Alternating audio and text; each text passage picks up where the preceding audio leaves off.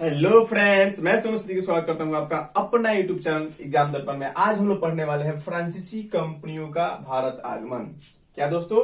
फ्रांसीसी कंपनियों का भारत आगमन। हम इसके पहले देख चुके हैं पुर्तगालियों का आगमन, उसके बाद डचों का आगमन, उसके बाद आपका अंग्रेजों का आगमन, फिर डेनिश का आगमन। ये चार जो कंपनियां हैं इसके बारे में पढ़ चुके हैं। और ये अंतिम यानी यूरोपीय कंपनियों के आगमन में आपका पांचवा और अंतिम कंपनी है जिसके बारे में हम लोग पढ़ेंगे, यानी फ्रांसीसी कंपनियों का आगमन। ठीक है दोस्तों, हम इसमें यहाँ पर देखते हैं। सबसे पहले हम ये देख रहे हैं कि फ्रांसीसी जो कंपनी है वो भारत कब आई थी, यानी फ्रांसीसी कंपनी भारत कब आई थी और किनके द्वारा यह निर्णय लिया गया था कि भाई फ्रांस को भी क्या करना चाहिए, दक्षिण पूर्वी एशियाई देशों के साथ व्यापार करना चाहिए। तो हम लोग जानते हैं या आप लोग भी जानते होंगे कि लुई 14वां यानी आप लोग फ्रांस की क्रांति पढ़े होंगे तो उसमें लुई 14वां के बारे में आप जानते होंगे। लुई 14वां क्या था? फ्रांस का शासक था। देखेंगे पहला अभियान में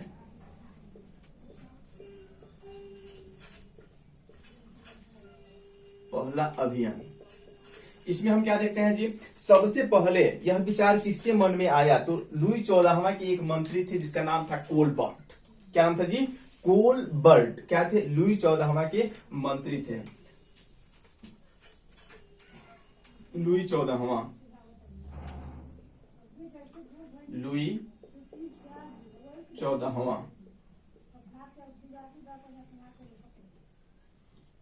14वां इनके मंत्री थे। कौन?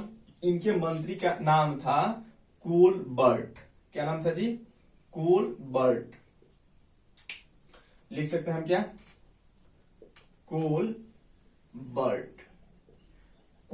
कोलबर्ट सबसे पहले ये सोचते हैं कि भाई भारत के साथ या दक्षिण पूर्वी एशियाई देशों के साथ यानी फ्रांस को भी क्या करना चाहिए? व्यापार करना चाहिए।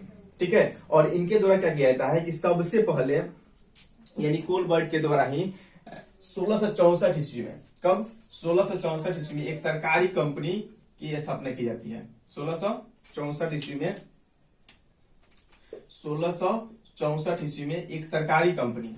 कैसी कंपनी? सरकारी कंपनी। इसके पूर्व जितनी भी कंपनियां आई थी, इसके पूर्व यानी जितने भी दक्षिण पूर्वी एशियाई देश या भारत में कंपनी आई थी सब क्या थी? यानी प्राइवेट कंपनियां थी। भले ही सरकार से वो मान्यता प्राप्त लेकर यानी सरकार से आदेश पत्र लेकर आए थे, लेकिन सभी के सभी क्या थी? वो आपकी प्राइवेट कंपनियां थी। एक फ्रांसीसी ही ऐसी कंपनी थी जो क्या थी? सरकारी कंपनी थी, जिसका नाम क्या था? Compagnie des Indes Orientales. क्या नाम था जी? Compagnie des Indes Orientales. Company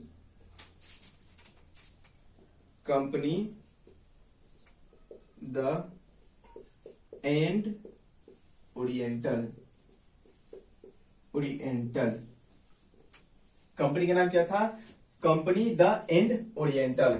यानी ये क्या थी? एक प्रकार की, आप बोल सकते हैं क्या? तो ये एक प्रकार की सरकारी कंपनी थी।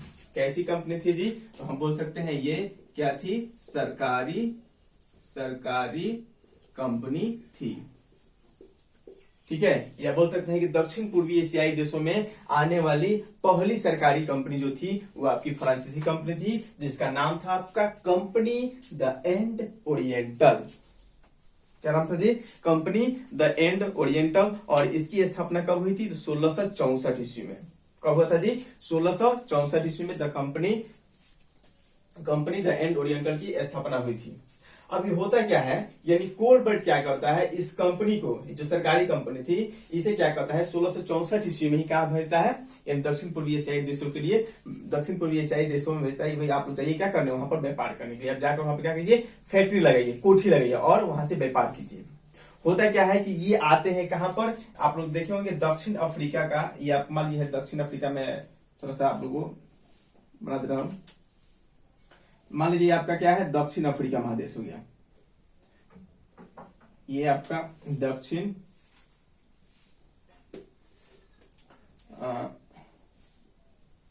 सपोज मान लीजिए ये आपका दक्षिण अफ्रीका महादेश हो गया। और दक्षिण अफ्रीका जो ये महादेश है, कौन सा महादेश है? दक्षिण अफ्रीका महादेश। दक्षिण अफ्रीका महादेश के नजदीक यानी अरब सागर में भारत, ये आपका है, ये अरब सागर है, यहाँ पर क्या अवस्थित है, तो यहाँ पर एक क्षेत्र अवस्थित है, एक छोटा सा द्वीप अवस्थित है, जिसको हम क्या बोलते हैं, इस द्वीप को हम क्या बोलते हैं जी, तो यहाँ पर एक द्वीप यहाँ पर अवस्थित है। एक देखिएगा मैप, विश्व मैप में देखिएगा, आपको दिखाई देगा यहाँ पर क्या है, एक द्वीप इस प्रकार का स्थित है, जिसको हम क्या कहते हैं, मेडागास्कर। क्या कहते हैं जी, मेडागास्कर, मेडागास्कर।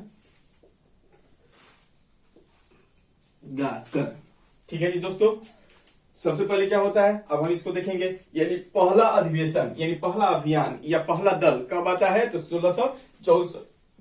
सबसे पहले यानी लुई 14वें के मंत्री थे। लुई 14वें के मंत्री का नाम था, तो लुई 14वें के मंत्री का नाम था कोलबर्ट। और सबसे पहले यह विचार उन्हीं के अंदर क्या हुआ, प्रस्फुटन हुआ कि भाई क्या होना चाहिए, दक्षिण पूर्वी एशियाई देशों के साथ भाई आपका पुर्तगाल व्यापार कर रहा है, डच व्यापार कर रहा है, अंग्रेज व्यापार कर रहे हैं, डेनिश भी कर रहे हैं, हम क्यों बैठे हैं, हमें भी क्या करना चाहिए कि दक्षिण पूर्वी एशियाई देशों के साथ व्यापार करना चाहिए, भारत के साथ क्या करना चाहिए, व्यापार करना चाहिए। और ये आते हैं आपका पहला अभियान, यानी पहला दल जब आता है 1664 ईस्वी के आसपास, ये कौन आते हैं, कोलबर्ट के नेतृत्व में ये जो अभियान आता है, लेकिन ये होता है क्या है, असफल हो जाता है। यानी द कंपनी द इंड ओरिएंटल जब ये आती है कहां पर, यानी पहला ये कहां पहुंचते हैं, दक्षिण पूर्वी एशिया देश में हम बोलेंगे तो ये पहुंचते हैं कहां पर, आपका मेडागास्कर। कहां पहुंचते हैं जी, मेडागास्कर पहुंचते हैं। और यहाँ पर क्या होता है, यहाँ पर ये अपना उपनिवेश बनाने में असफल होते हैं। सोच कर आए थे कि हमें क्या करना है, उपनिवेश बनाना है, लेकिन यहाँ पर उपनिवेश बनाने में क्या होते हैं, असफल होते हैं, जिसके परिणाम स्वरूप हम बोल सकते हैं कि इनका जो पहला अभियान होगा वो क्या हो जाएगा, असफल हो जाएगा।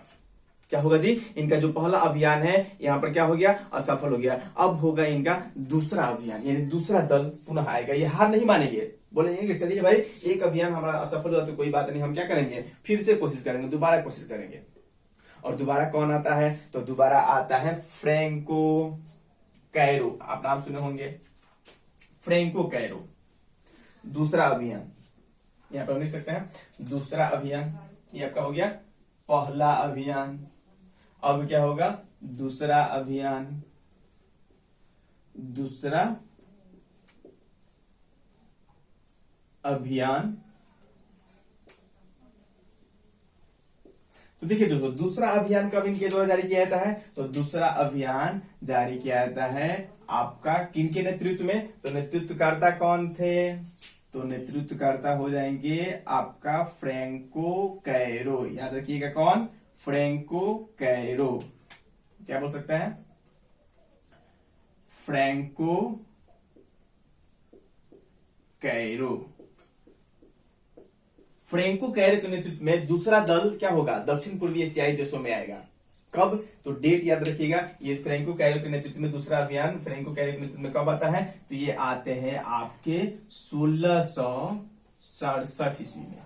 कब आते हैं जी, 1667 ईस्वी में आते हैं ये क्या, आपका दूसरा दल 1667 ईस्वी में। ठीक है, 1667 ईस्वी में ये कहां आते हैं, भारत आते हैं। याद रखिए 1667 में ये कहां आते हैं, फ्रैंको कैरो के नेतृत्व में दूसरा अभियान, यानी फ्रैंको कैरो क्या कर रहा था, दूसरे अभियान का नेतृत्व कर रहा था। और इनके नेतृत्व में ये कहां आते हैं, 1667 ईस्वी में कहां आ जाते हैं, अब भारत आ जाएंगे। भारत में कहां पर, तो देखिए 1667 ईस्वी में भारत आए और फ्रैंको कैरो के साथ एक व्यक्ति आया था जिसका नाम था मरकारा।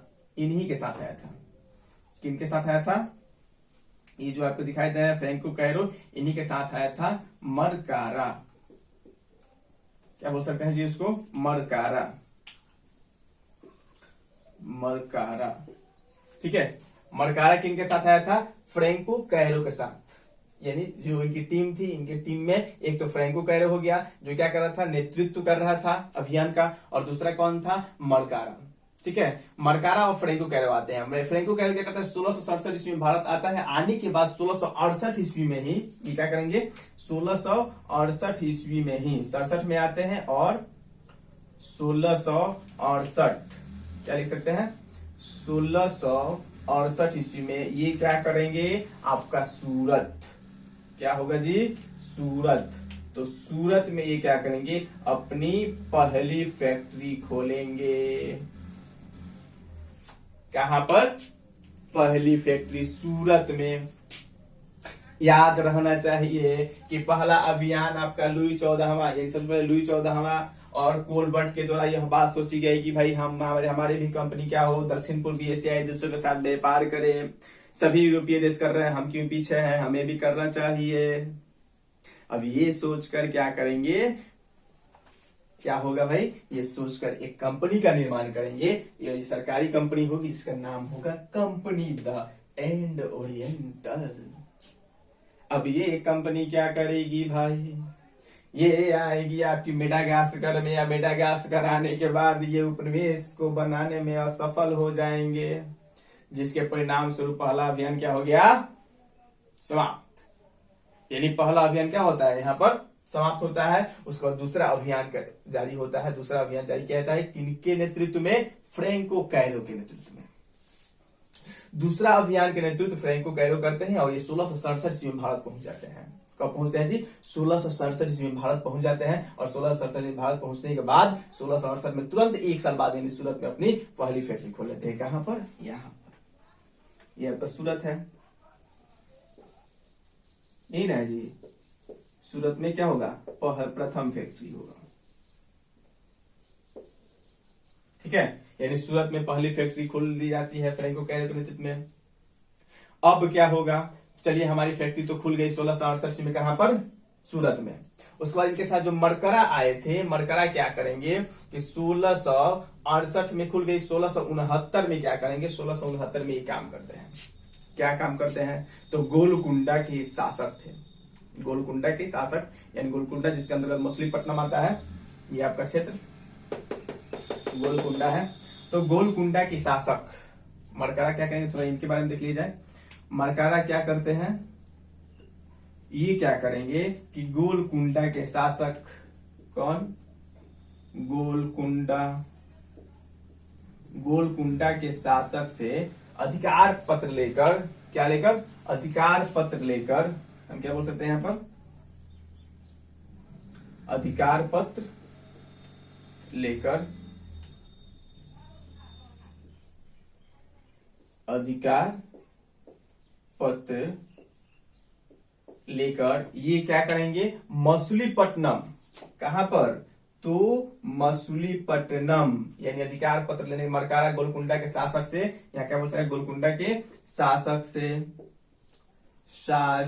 से क्या लेकर, अधिकार पत्र लेकर ये क्या करेंगे, मछलीपट्टनम, कहां पर, मछलीपट्टनम, ये जो आपका क्षेत्र दिखाई दे रहा है,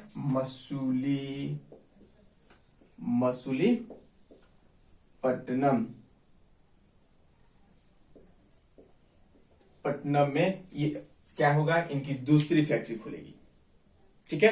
यानी मछलीपट्टनम में दूसरी फैक्ट्री खोलते हैं कौन, फ्रैंको कैरो, या बोल सकते हैं मरकारा, इनकी दूसरी फैक्ट्री,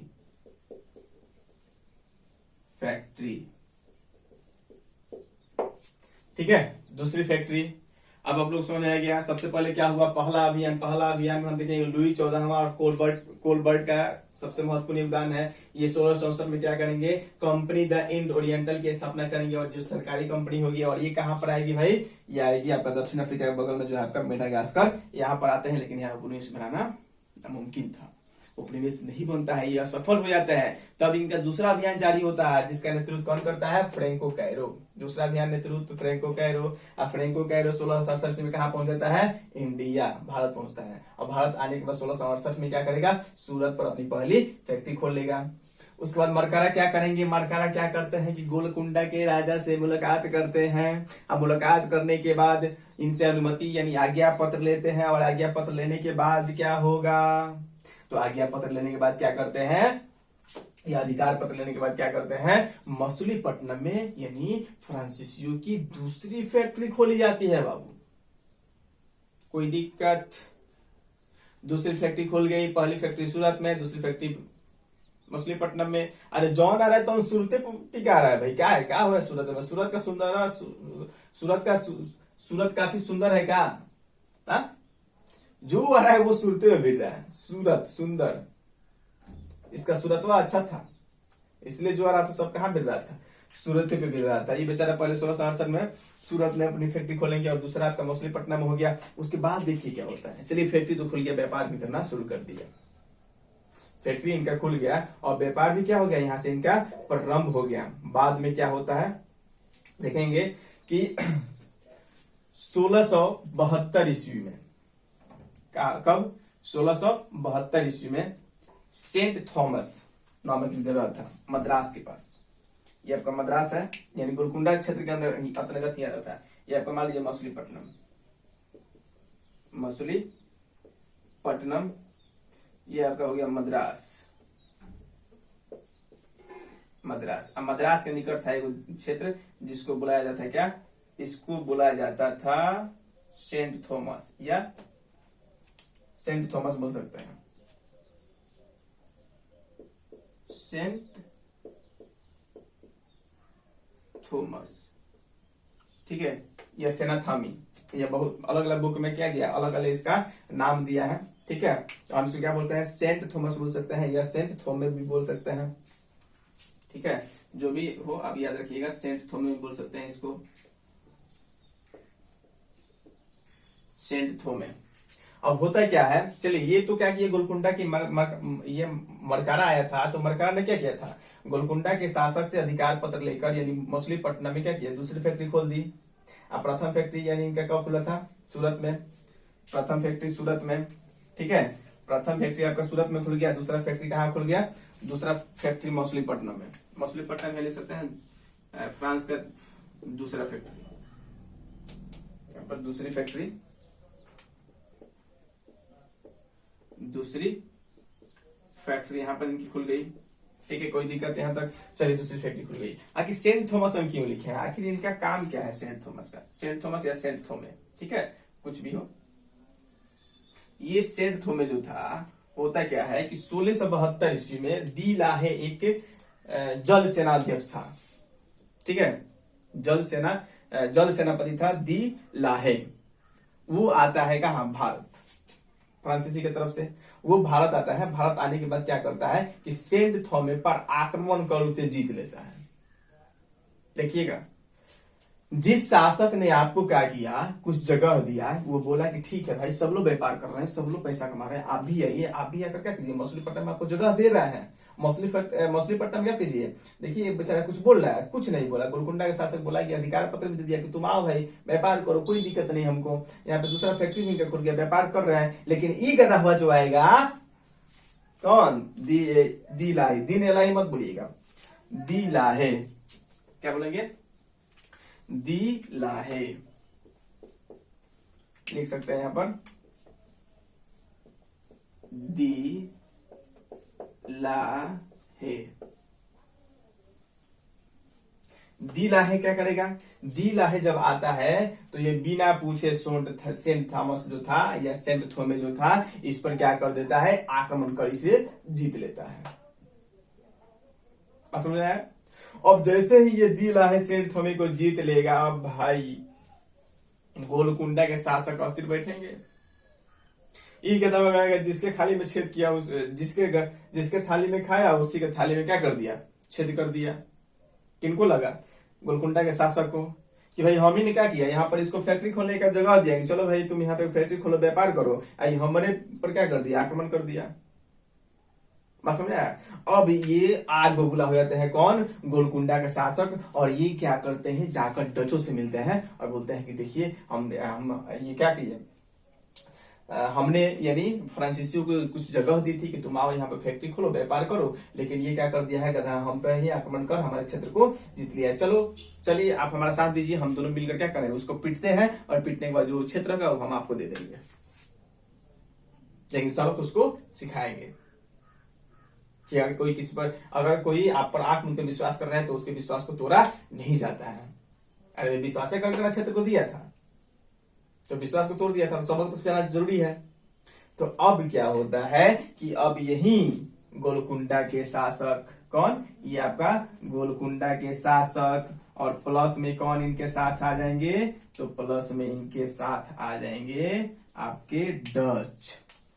ठीक है, गोलकुंडा के शासक और डच ये दोनों मिलकर क्या करेंगे, दोनों मिलकर क्या करेंगे, दोनों मिलने के बाद ये आक्रमण कर देंगे किस पर, देलाहे पर। ठीक है, गोलकुंडा के शासक और डच दोनों मिलकर किस पर आक्रमण करेंगे, देलाहे पर। और आक्रमण करने के बाद क्या होगा, तो इनके क्षेत्र यानी कब, 72 ईस्वी में। ठीक है, यहाँ पर हम लोग देख रहे हैं कब, तो यहाँ पर अब ये 72 ईस्वी यानी 1672 ईस्वी में यहीं पर आक्रमण किए थे। यहाँ पर डेट हम लिख रहे हैं कि 1672 ईस्वी में क्या कर देंगे, दे एलाहे यानी सेंट थॉमस पे ये आक्रमण करेंगे। और आक्रमण करने के बाद सेंट थॉमस को ये जीत लेगा, और जीतने के बाद वो सेंट थॉमस किसके अंतर्गत चला जाएगा, तो डचों के अंतर्गत चला जाएगा। बात समझ में आया कहानी। देखिए कितना ईमानदार था आपका गोलकुंडा का शासक, ईमानदार था, विश्वास करता था। चलिए विश्वास पर दे दिया आपको क्षेत्र, आपको भी जो आप विश्वास को बनाए रखना चाहिए था। आपने क्या किया कि उसी के क्षेत्र पर आक्रमण करके उसी के सेनाओं को पराजित कर उसी का क्षेत्र को क्या कर लिया, आप जीत लिए। अब तो गुस्सा होगा ना भाई, बोले पूरा बिका जाए, लेकिन हराएंगे। अब ये क्या करेगा कि जाकर डचों से मिलेगा, यानी गोलकुंडा के शासक और डच मिलकर क्या करेंगे, इन पर आक्रमण करेंगे, देलाही होंगे, या आपका सेंट थॉमस उस पर आक्रमण करेगा। आक्रमण करने के परिणाम स्वरूप ये फ्रांसीसियों से अब क्या कर लिया जाएगा, सेंट थॉमस को छीन लिया जाएगा, और इस पर किसका अधिकार हो जाएगा, अब इस पर अधिकार हो जाएगा आपका डचों का। पराजित होने के बाद देलाही क्या हो जाएंगे, पराजित हो जाएंगे। अब पराजित होने के बाद अब इस क्षेत्र पर किसका अधिकार हो जाएगा, अब इस क्षेत्र पर आपका अधिकार हो जाएगा, जो क्षेत्र था सेंट थॉमस, ये जो क्षेत्र था पराजित होने के बाद इस पर अधिकार हो जाएगा डचों का, ये डचों के अंदर चला जाएगा। ठीक है, अब फ्रांसीसियों को लगा कि भाई हमने बहुत बड़ा गलती कर दिया, हमें ये काम नहीं करनी चाहिए थी। जिसने हमें मौका दिया, जिसने हमें क्या किया, अपने ही जगह पर रखा, हमने उसी पर आक्रमण कर दिया, ये हमें नहीं करनी चाहिए थी। हम झगड़ा करने थोड़े आए हैं, हम तो व्यापार करने आए हैं, तो फिर झगड़ा क्यों करेंगे, ये बाद में समझ में आता है फ्रांसीसियों को। और 1673 ईस्वी में क्या होता है, ये तो 72 में आक्रमण के छीना गया क्षेत्र जो इनका था। मछलीपट्टनम में भी इनके खाना गया हुआ, क्योंकि मछलीपट्टनम का अधिकार पत्र किसने दिया था, गोलकुंडा के शासक द्वारा दिया गया था। वहां का भी कारखाना गया, वहां की जो फैक्ट्री थी वो भी गई, और सेंट थॉमस भी चला गया, दोनों इनके हाथ से निकल गया। ठीक है, अब लगेगा फ्रांसीसियों कि भाई हमने गलत कर दिया, हमें ये काम नहीं करना चाहिए था। और होता है क्या है, 1673 ईस्वी में बोर्ड ऑफ डायरेक्टर का गठन किया जाता है, निदेशालय मंडल की गठन की जाती है, और जिसका अध्यक्ष फ्रैंको मार्टिन को बनाया जाता है। चलिए लिख लिया जाए उसको, बोर्ड ऑफ डायरेक्टर। क्या किया जाएगा, जब ये देखेंगे भाई हमसे क्या हो गई है, भूल हो गई है, तब क्या होगा, यानी 1673 ईस्वी में,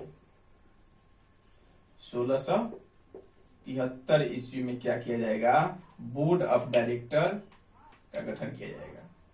किसका गठन किया जाएगा, board of director, BOD short में लिख सकते हैं, BOD का गठन किया गया। 1673 इसमें बोर्ड ऑफ डायरेक्टर का गठन किया जाता है, और इसका अध्यक्ष क्या, निदेशालय मंडल का गठन किया जाता है, और इसका अध्यक्ष बनाया जाता है किनको, तो फ्रैंको मार्टिन को बनाया जाता है, फ्रैंको मार्टिन। ठीक है, बोर्ड ऑफ डायरेक्टर का अध्यक्ष किसको बनाया गया, फ्रैंको मार्टिन को इसका अध्यक्ष बनाया गया। और फ्रैंको मार्टिन अब अपने तरीके से क्या करेंगे, भारत में व्यापार करना शुरू करेंगे। ठीक है, यहां तक कोई दिक्कत किसी को, बोर्ड ऑफ डायरेक्टर तक। सबसे एक बार हम लोग फिर से रिविजन करा देते हैं, शुरू से आते हैं। पहले सबसे पहले क्या हुआ जी, तो सबसे पहले पहला अभियान में हम देखेंगे लुई 14वां और कोलबर्ट। लुई 14वां के मंत्री थे कोलबर्ट। कोलबर्ट को लगता है कि भाई सभी यूरोपीय कंपनी जो है, आपका पुर्तगाल हो गया, स्पेन हो गया, ठीक है, डच हो गया, उसके बाद आपका फ्रांस, आपका अंग्रेज हो गए, सब लोग व्यापार कर रहे हैं, डेनिश हो गया भी व्यापार कर रहा है, तो हमें भी दक्षिण पूर्वी एशियाई देशों से व्यापार करना चाहिए। और इस विचार को लेते हुए उसने क्या किया, यानी 1664 ईस्वी में एक कंपनी बनाई, जिसका नाम था, क्या नाम था, कंपनी द एंड ओरिएंटल। ठीक है, और इसका गठन 1667 में किया गया, यानी कंपनी द एंड ओरिएंटल का, और इसे भेज दिया गया पहला अभियान पर कि तुम जाओ दक्षिण पूर्व एशियाई देशों में क्या करो, अपना उपनिवेश बनाओ, वहां पर व्यापार करो। और ये आते हैं और मेडागास्कर में पहले आते हैं। मेडागास्कर यानी जो आपका देखिए साउथ अफ्रीका के जस्ट बगल में एक द्वीप है, मेडागास्कर द्वीप भी बोल सकते हैं, यहाँ पर आते हैं, लेकिन यहाँ पर उपनिवेश बनाने में क्या होते हैं, असफल हो जाते हैं। इस तरह से जो इनका पहला अभियान था वो क्या हो गया, समाप्त हो गया। पहला अभियान क्या हो गया, यहाँ पर समाप्त होता है। दूसरा अभियान का नेतृत्व कौन करता है, दूसरा अभियान का नेतृत्व करता है फ्रैंको कैरो। ठीक है, फ्रैंको कैरो दूसरा अभियान का नेतृत्व करता है। ये भारत कब आता है, 1667 ईस्वी में। 1667 ईस्वी में ये भारत आता है और 1668 ईस्वी में ही सूरत में अपनी पहली फैक्ट्री खोलने में सफल होता है। ठीक है, ये 1668 में पहली फैक्ट्री खोलने में क्या होता है, सफल होता है। पहली फैक्ट्री जब यहाँ इनकी कहाँ खुलती है, सूरत में खुल जाती है, तब इनके साथ एक और व्यक्ति आए थे, मरकरा आए थे ना जी, इनके साथ मरकर आए थे। मरकरा क्या करता है, गोलकुंडा के राजा से मिलते हैं और बोलते हैं कि सर हमें कुछ जगह दीजिए अपने पास, हम वहां पर भी क्या करना चाहते हैं, फैक्ट्री लगाना चाहते हैं। अच्छा राजा था गोलकुंडा का, बोला कि ठीक है भाई ले जाओ, उसमें क्या दिक्कत है, तुम फैक्ट्री लगाओ, व्यापार करो, उससे हमको भी कुछ फायदा मिलेगा। वो दे देता है, अधिकार पत्र देता है कि जाओ तुम फैक्ट्री लगाओ। और ये अपनी दूसरी फैक्ट्री कहाँ पर खोल देता है, मछलीपट्टनम, यानी वही गोलकुंडा के क्षेत्र के अंतर्गत आता है मछलीपट्टनम। तो ये अपनी दूसरी फैक्ट्री खोलते हैं मछलीपट्टनम में। सब कुछ यहाँ तक ठीक चल रहा था, लेकिन आया था नया कौन, दी इलाही गरम दिमाग का। और आने के बाद ये क्या था, नौसेना था, नौसेना का जलीय सेना पति था। ये आते ही क्या करता है, यानी दी इलाही क्या करता है, आते ही सेंट थॉमस जो जगह था उस पर आक्रमण कर उसे जीत लेता है, मद्रास के पास। जब उसको जीत लेता है, अब गोलकुंडा के शासक को ठीक नहीं लगता है। देखिए हमने इसको बोला था कि तुम यहाँ व्यापार करो, आते हैं तो ये सब झगड़ा लगा, सब झगड़ा लड़ाई करना, ये सबका क्या करना चाहिए, बढ़िया से पिटाई करना चाहिए। अब इसके लिए क्या करते हैं, ये जाते हैं आपके डचों के पास और डचों से दोस्ती करते हैं। बोलते हैं कि भाई देखो ऐसा ऐसा हमने ऐसा काम इनको दिया था मौका कि चलो भाई तुम वहां पर फैक्ट्री लगा व्यापार करो, और ये कहता है सब हम ही पे क्या कर दिया है, आक्रमण कर दिया। डच को तो फायदा दिखाई दे रहा था, संधि करता है, ठीक है चलो हम चलते हैं, लेकिन वो क्षेत्र जीतने के बाद हम ले लेंगे। मतलब कोई बात नहीं, लेकिन हमें क्या करना है, उसको सबक सिखाना है। डच और गोलकुंडा के शासक आते हैं 1672 ईस्वी में, और 72 ईस्वी में जे इलाही को गोली हुंकारी उठा पटकते हैं। ठीक है, और जब इनकी पिटाई होती है, ये बेचारे अब शांत भाग जाते हैं। अब देखिए मछलीपट्टनम में जो इनकी कारखाना थी ये भी गई हाथ से, मछलीपट्टनम में जो कारखाना थी ये भी इनके हाथ से चली गई, और सेंट थॉमस जो जीता था बेचारा ये भी चला गया। अब क्या मिला बताओ। तब फ्रांसिस को लगता है कि नहीं भाई हमने क्या कर दी, बहुत बड़ी भूल कर दी, हमें ये काम नहीं करनी चाहिए थी। अब ये क्या करेंगे, बोर्ड ऑफ डायरेक्टर का गठन करेंगे, निदेशालय मंडल का गठन करेंगे, जिसमें मतलब वो ऑर्डर करेगी, निदेशालय मंडल बोर्ड ऑफ डायरेक्टर ही जो कहेगी वो आप, ये जितने भी व्यापारी हैं उनके बातों को मानना पड़ेगा। जिसके अध्यक्ष कौन होंगे, फ्रैंको मार्टिन। अध्यक्ष कौन थे, फ्रैंको मार्टिन क्या थे, बोर्ड ऑफ डायरेक्टर के अध्यक्ष थे। और इनके साथ एक व्यक्ति आए थे, वेलांग द लेस्पीने। वेलांग द लेस्पीने, फ्रैंको मार्टिन के साथ कौन आए थे, वेलांग द लेस्पीने। चलिए ये तो मिटा दें, ये आप समझ चुके हैं पहला अभियान दूसरा अभियान। आगे हम लोग बढ़ते हैं। पहला अभियान और दूसरा अभियान समाप्त, इसमें कोई किसी को दिक्कत नहीं होना चाहिए। फ्रैंको मार्टिन के साथ आए थे वेलांग द लेस्टीने। फ्रैंको मार्टिन हो गया, और फ्रैंको बोर्ड ऑफ डायरेक्टर की जब नियुक्ति हुई तो उसमें कौन कौन थे, वेलांग द लेस्पीने और फ्रैंको मार्टिन।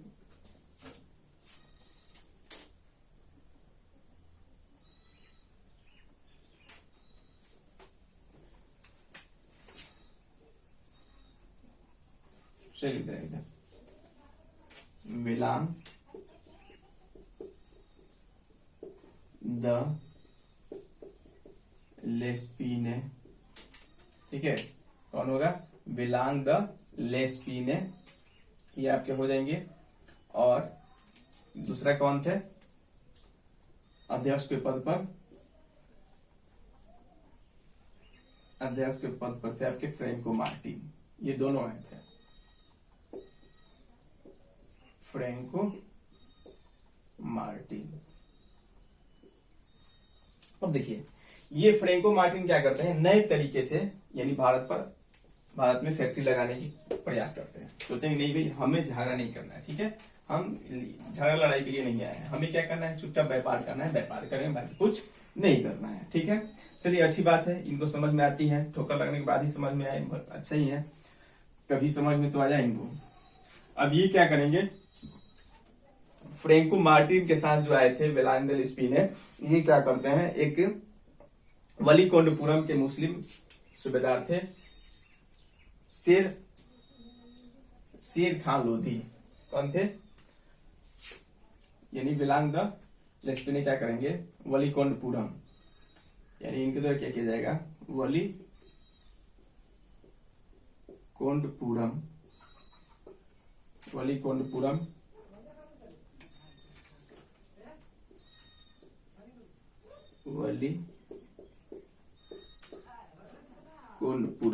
कौन थे, वलीकोंडपुरम, नाम क्या था, वलीकोंडपुरम के शासक कौन थे, तो वलीकोंडपुरम के शासक थे शेर खान लोधी, कौन थे, शेर खान लोधी। अब ये वेलांडो लेस्पिने क्या करेंगे, वलीकोंडपुरम के शासक कौन थे, शासक थे आपके शेर खान लोधी, और इनसे क्या कहेंगे कि भाई देखिए ऐसा ऐसा हुआ है, हमसे क्या किया गया, जो बढ़ता हुआ था, जो कहानी हुई थी वो बता दिया गया, इनको भी डर लगा, लेकिन बोला कि हमारे साथ ऐसा नहीं मत कीजिएगा, ठीक है। बोला कि चलिए भाई, हम ये मिस्टेक तो एक ही बार ना होता है, हमेशा तो होता नहीं है, तो बोला कि चलो ठीक है, और ये क्या करेंगे, कुछ गांव देंगे, मतलब वेलांडो लेस्पिने क्या मांगते हैं, वलीकोंडपुरम के शासक यानी शेर खान से कुछ गांव मांगते हैं, और ये क्या कर देते हैं, यानी शेर खान जो लोधी थे, ये क्या करेंगे, वेलांडो लेस्पिने को कुछ गांव दे देंगे, कुछ क्या कर देते हैं, गांव को दे देते हैं, ठीक है। अब शेर खान लोधी कुछ गांव देते हैं, किनको, वेलांडो लेस्पिने को, और इसी गांव को ये क्या करते हैं, ये जो गांव है, इसी गांव को यानी फ्रैंको मार्टिन और वेलांडो लेस्पिने व्यवस्थित करते हैं, किस रूप में, पांडिचेरी का आपने नाम सुना होगा, पांडिचेरी का नाम सुने कि नहीं सुने, पांडिचेरी, तो यही आपका जो कुछ गांव था, इसी गांव को मिलाकर ये पांडिचेरी शहर बसाते हैं, पांडिचेरी नामक शहर क्या करेंगे, ये बसाएंगे, कौन, तो आपके फ्रांसीसी, क्लियर। अब पांडिचेरी नामक शहर ये बसाते हैं फ्रांसीसी, और काफी जब ये सुंदर हो जाता है, मतलब काफी जनसंख्या यहाँ पे क्या होती है, वृद्धि होने लगती है, जिसके बाद में मालूम चलता है किनको, आपको डचों को। अब डच क्या करेगा, अच्छा ये गधा सबको हमने मार कर भगाया था, फिर आके यहाँ पे शहर बसाने लगा, इनकी इतनी हिम्मत, फिर चढ़ाई कर देता है, फिर चढ़ाई करता है 1693 ईस्वी में, कहां पर, यानी डच जो है, अब ये चढ़ाई करते हैं पांडिचेरी, यानी 1693 ईस्वी में डच क्या करेंगे, डच पुनः क्या करते हैं, डच पुनः 1693 ईस्वी में 1693 ईस्वी में किस पर चढ़ाई कर देंगे, तो आपका पांडिचेरी पर चढ़ाई कर देंगे, आक्रमण कर देंगे।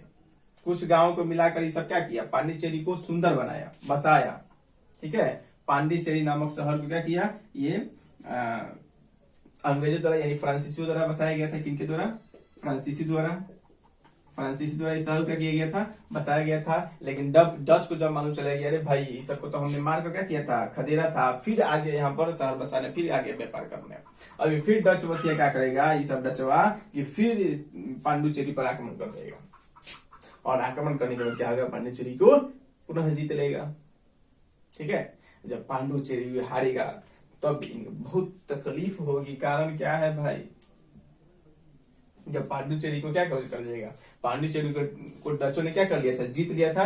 जीतने के बाद अब फ्रांसीसियों को कोई ऐसा जगह नहीं था जहां ये व्यापार कर सके। इनको लगता है कि भाई हमने क्या कर दिया, एक गलती किया, मात्र एक गलती की इतनी बड़ी सजा, ये गलती किया तो मान लीजिए पुलिस आपका मछलीपट्टनम तो हाथ से निकल ही गया, शामिल उसके बाद आपका सेंट थोमे जो था वो भी हाथ से निकल ही गया। अब इसको तो मत बख्शो, इसको तो मत लो भाई, इसको तो छोड़ दो।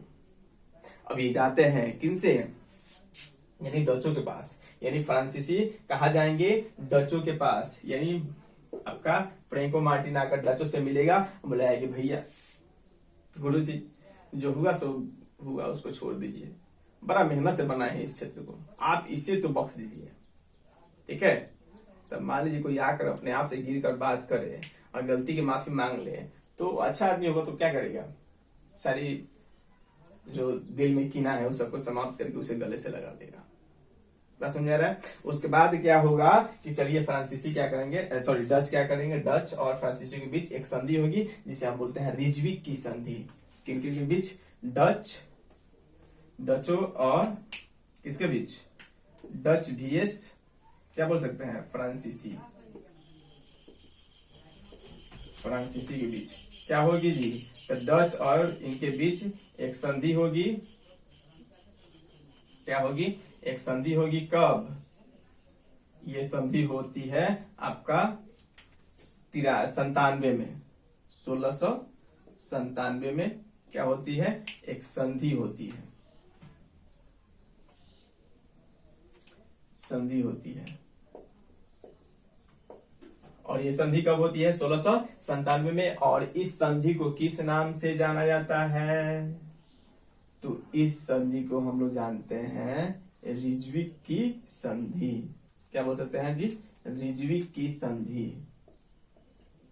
रिजविक की संधि।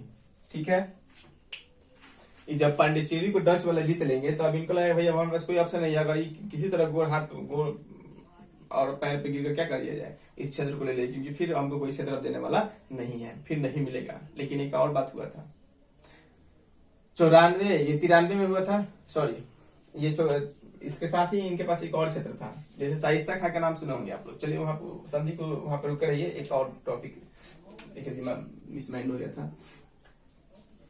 1669 ईस्वी में क्या हुआ, 1669 ईस्वी में यानी गोलकुंडा के शासक से ये क्षेत्र लिया गया। 69 ईस्वी में नहीं, वलीकोंडपुरम से ये कुछ क्षेत्र लेकर पांडिचेरी बसाया गया था। उसी समय क्या होता है 1669 ईस्वी में, ठीक है, 1669 ईस्वी में क्षेत्र को लेकर क्या किया गया, बसाया गया था। उसी समय क्या होता है 1674 ईस्वी में, 1674 ईस्वी में क्या होगा, चलिए उसको देखेंगे हम लोग। 1674 ईस्वी में क्या होगा कि शाइस्ता खां यानी बंगाल के जो नवाब हैं वो क्या करेंगे, वो भी अपने क्षेत्र में बुलाएंगे और बोलेंगे आइए हमारे क्षेत्र में क्या कीजिए, आप व्यापार कीजिए। ठीक है, और वहां से जो क्षेत्र मिलेगा वो उसका नाम ये क्या रखेंगे, चंद्रनगर। देखिएगा चंद्रनगर, इस चंद्रनगर बसाए थे कौन, ये आपका ये फ्रांसीसी ही, इसलिए उस बात को हम क्या कर दिए, चर्चा कर दिए कि आपको याद रहेगा। ठीक है, ये वलीकोंडपुरम के शासक से ये आपका जो क्षेत्र लिए थे वहां पर क्या पांडिचेरी नामक शहर बसाए थे। और आपके जो शाइस्ता खां से जो क्षेत्र लिए थे, शाइस्ता खां से जो क्षेत्र लिए थे वो आपको कौन सा शहर बसाए थे, चंद्रनगर, याद रखिएगा। ठीक है, वो भी काफी विकसित शहर था। ठीक है, आते हैं यहाँ पर जब पांडिचेरी को इनसे जीत लिया गया 1693 ईस्वी में इस पर आक्रमण कर जीत लिया गया। और 97 में क्या होती है, दोनों के बीच संधि होती है। कौन संधि, रिजवी की संधि। और इस संधि के तहत अब जो आपके डच हैं वो डच क्या कर देंगे, इनके जो क्षेत्र लिए थे पांडिचेरी जो शहर लिए थे इस शहर को वापस लौटा देंगे। ठीक है, चलिए भाई जो गलती किया था तो माफी तो मांग ही लिया, अब क्या किया, चलिए छोड़िए लौटा दिया जाए, ये लौटा देते हैं। यहाँ तक कोई दिक्कत। पहला अभियान हम लोग देखा, दूसरा अभियान हम लोग ने देखा। दूसरा अभियान किसके नेतृत्व में आता है, फ्रेंको कैरो के नेतृत्व में आता है। उनके साथ कौन आया था, मरकारा आया था, याद होना चाहिए। मरकारा आया था। मरकारा किससे बात करता है, गोलकुंडा के शासक से यानी सॉरी फ्रेंको कैरो तो सूरत पे पहला अपना कारखाना खोल लिया 1668 ईस्वी में। और 69 में क्या होगा, तो गोलकुंडा के शासक से मिलकर क्या करेंगे, कुछ क्षेत्र को लेंगे जैसे समाथामी। और समाथामी को लेने के बाद, हाँ समाथामी को लेते हैं और वहां पर क्या करते हैं, मछलीपट्टनम में कारखाना दूसरी फैक्ट्री खोलते हैं। उसके बाद ही क्या दावा आएगा, दिलहिया, तो ये क्या करेगा, उस पर आक्रमण कर वहीं उसी के क्षेत्र पर सेंट थोमे पर आक्रमण कर उसे जीत लेगा। तो इससे गोलकुंडा का राजा क्या हो जाएगा, काफी गुस्सा में आकर डचों से मिलकर फिर इस पे दोनों मिलकर आक्रमण कर देंगे। ठीक है, जिससे इनकी दोनों वहां पर मछलीपट्टनम भी और आपका सेंट थॉमस दोनों की फैक्ट्री बंद हो जाएगी। तब ये क्या की जाएगा, बोर्ड ऑफ डायरेक्टर की गठन की जाएगी 1673 ईस्वी में। बोर्ड ऑफ डायरेक्टर जब गठन की जाएगी, तो बोर्ड ऑफ डायरेक्टर जब गठन किया गया तो इसके अध्यक्ष किसको चुना जाएगा, फ्रैंको मार्टिन को। तो फ्रैंको मार्टिन क्या करेगा, फ्रैंको मार्टिन के साथ एक व्यक्ति आया था बेलांग द लेस्पीने। बेलांग द लेस्पीने क्या करता है कि वलीकोंडमपुरम के शासक शेर खान लोधी से बात करता है कि भैया हमको कुछ गांव दीजिए, कुछ जगह दीजिए जहां पे हम क्या करेंगे, फैक्ट्री खोलना चाहते हैं। और वलीकोंडमपुरम के जो शासक थे वो क्या करते हैं, कुछ गांव को देते हैं जहां पर ये कौन सा शहर बसाते हैं, पांडिचेरी नामक शहर की स्थापना करते हैं, शहर बसाते हैं।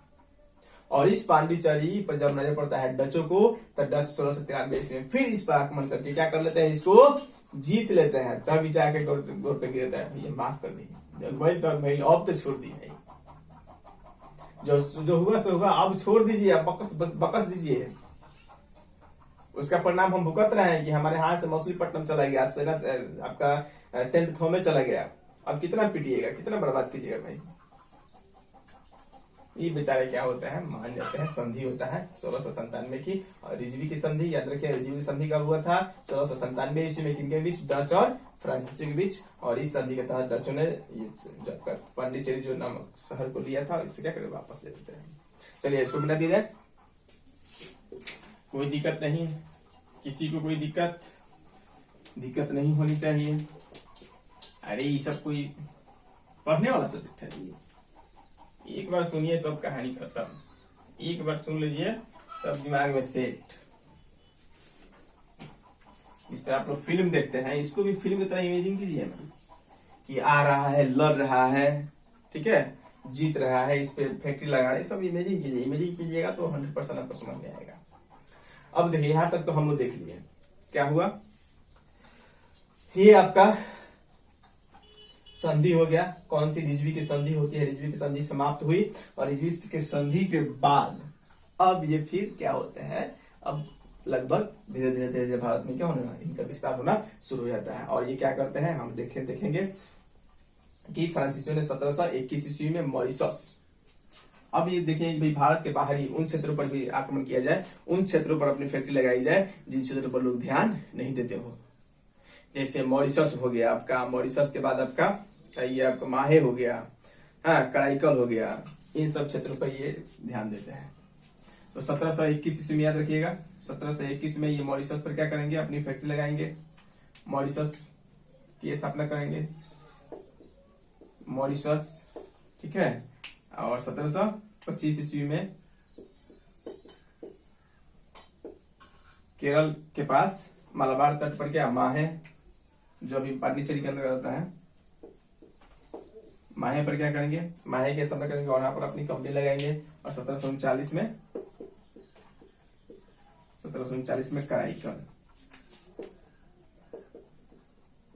कराईकल में फैक्ट्री लगाता है। अब मतलब भारत के बाहर अन्य क्षेत्रों में फैक्ट्री लगाना शुरू कर देंगे। सब कुछ ठीक ठाक चल रहा था, अब ये लगभग आगे बढ़ रहे थे।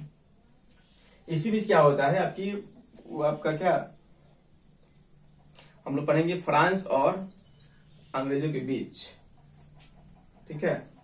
आपका डुप्ले आएगा और डुप्ले के परिणाम स्वरूप यहाँ पर एक क्रांति होगी, एक युद्ध होगा दोनों के बीच में, और इनकी क्या हो जाएगी, यानी अब धीरे धीरे ये उत्कर्ष का समय था। उसके बाद ये क्या हो जाता है, इनका पतन होना शुरू हो जाता है। तो हम लोग पतन के बारे में अगले वीडियो में पढ़ेंगे, ठीक है। यहाँ तक अगर किसी को कोई दिक्कत हो तो कमेंट बॉक्स में लिखे जरूर। और हाँ, अगर आपको ये वीडियो अच्छी लगी हो तो कृपया आपसे अनुरोध है कि इस वीडियो को जितना हो सके लाइक करें, शेयर करें और हमारे चैनल को सब्सक्राइब करें, ठीक है दोस्तों। फिर मिलते हैं अगले वीडियो में, तब तक के लिए धन्यवाद, जय हिंद।